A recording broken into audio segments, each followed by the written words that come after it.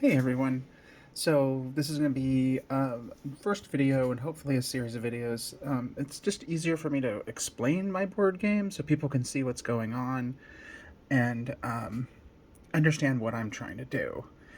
So I'm going to just go over the basics of what classes can do for the moment, and then I have a combat scenario set up for another video. So this is the Aegis. This is sort of a shield and weapon type person.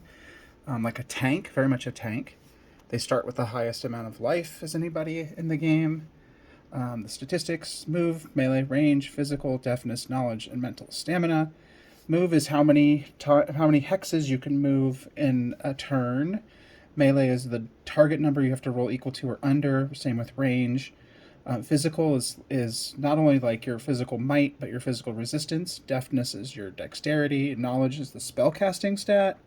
Mental stamina is for resisting fear and mind control and things like that. And I realize I misspelled resource. That's okay. Her resource is fury.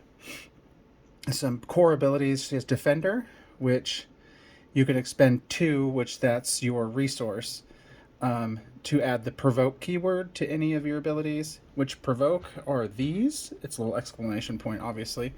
And that just means that like your character has threatened or grabbed the ire of an opponent so that they're forced, at least for one turn, to attack you.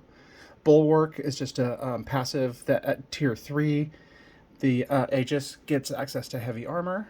Roar is they spend 1 action. That's what the circle is. The circle is for either action, either a movement action or combat action, to generate 2 fury, again, so they can use some of their abilities. Iron Will is whenever the Aegis is hit in combat, they generate a fury passively, or if you're hit with a critical attack, you generate 2, and I'll explain what all that means.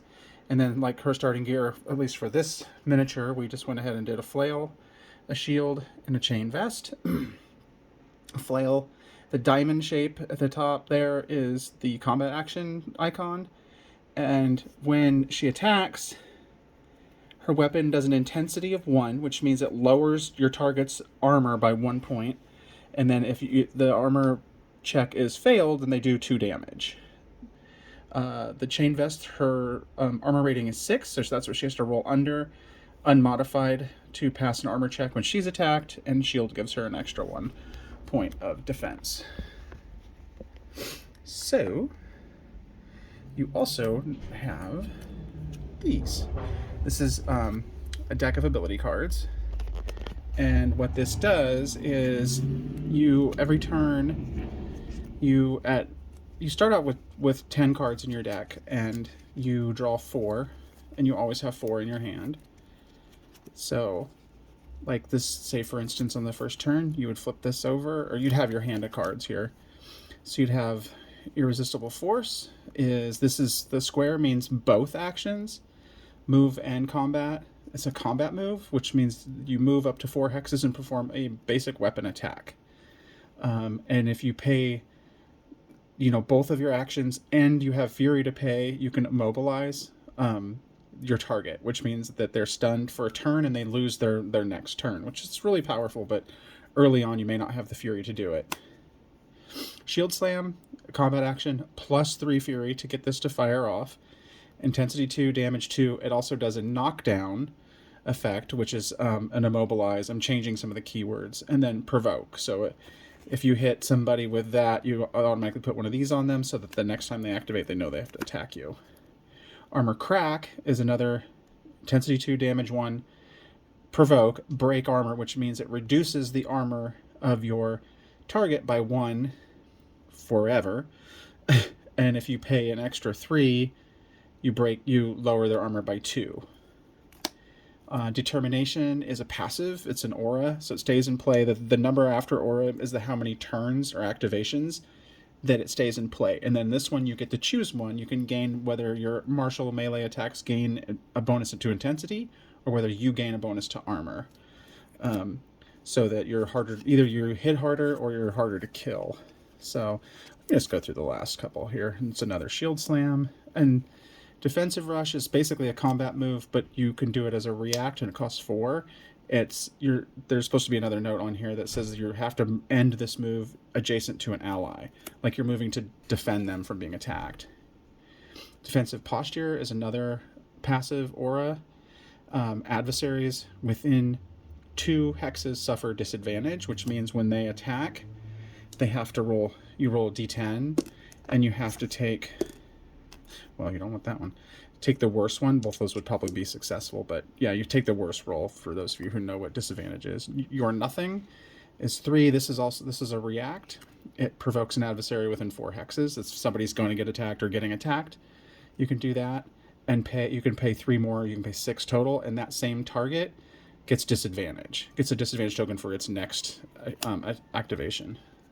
Rending Strike is both of your actions and a fury to gain. It's a melee attack, intensity 2, damage 2, break armor, and then this is a lingering effect, bleed, which means that for 2 turns, at the end of the turn, that target that's bleeding takes a point of damage.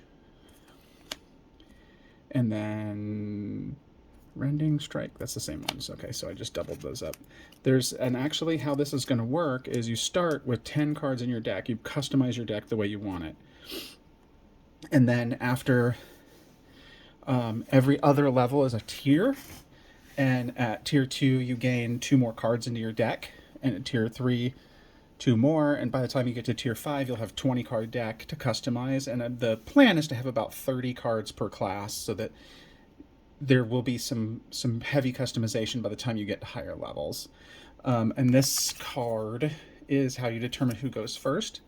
It's an initiative card, so all the initiative cards will be shuffled face down, and then you flip them over, and that determines who goes first, and that stays through that combat. So I know I did explain a little bit, I'm going to try to do videos that explain more of the action economy, and what keywords are, and then I will do a combat scenario with our Aegis and our 3 bandits. So that is one of the first looks at StormWild Quest for Glory. Thanks for watching. Bye.